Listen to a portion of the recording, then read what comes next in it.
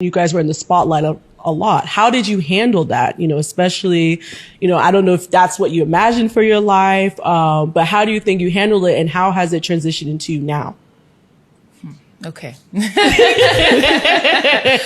Okay. So, I met Naeto when I was 22.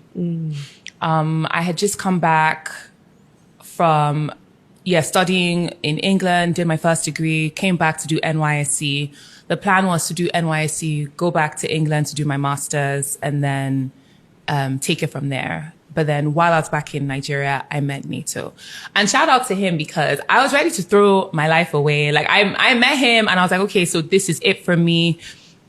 Of course, I'm not going back to school. Why would I go back to school and leave this man here? But he insisted that, that he knew this is something I had planned on doing, and I am going to do that master's.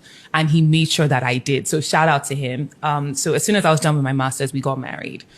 But the thing is, unfortunately, and I mean, I've spoken about this a couple of times, when our relationship went public, it was a whole thing. I mean, Naeto at the time was at the zenith of his career. It's massive, huge hip hop star, not just in Nigeria, but in Africa. And I guess people had different expectations of the kind of person that he would choose to date. And I think maybe people wanted like a celeb kind of, flashing lights, we're stepping out. And like, I wasn't that person. I was just, to most people, I was just like like a girl next door, like any other girl.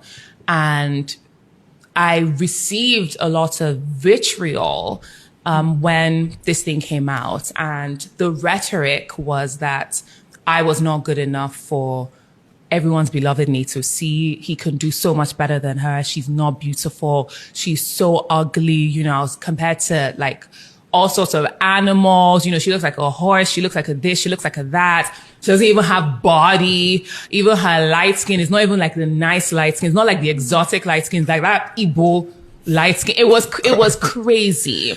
And this was, unrelenting. And it was on, Twitter. It was on blogs. I mean, now it's, 14 years later, and a lot of us have a lot more information regarding, kind of managing your mental health and, staying off socials. But at the time it was new and it was a big thing. Like that was when being on a blog was like the end of your life, right? Now it's like, okay, yeah, 5 minutes later, something else to be on the blog. It's not really a big deal. But then it was a massive deal. And so it really crippled this confidence that I always had growing up, was completely shattered. And it definitely made me super insecure. But I was also trying to manage that because I didn't want Naeto to feel like, she can't handle this, so this is not the kind of person I should be, So I was trying to soldier on, and it was really, really tough. And what happened is we eventually did get married, which was fantastic. And it did feel like a little bit of a validation, like I still won in the end, because irregardless, he still married me. But unfortunately, I did take all of this into a marriage. And that's how I started off the marriage, feeling like I was less than, feeling like, he was better than me and I was unworthy of this relationship.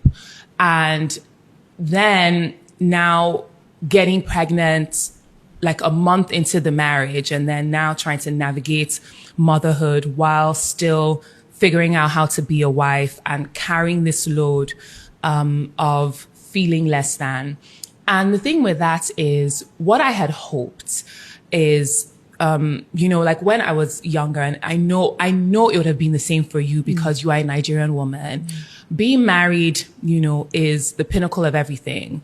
Once a man can marry you, then life has started for you and everything is going to be okay. And that is the ultimate validation that you need as a Nigerian woman, irregardless of any career accomplishments, irregardless of any educational achievements. And I went into the marriage thinking, okay, this is now going to validate me. It's going to wipe away every tear. It's going to now give me the security that I had completely lost.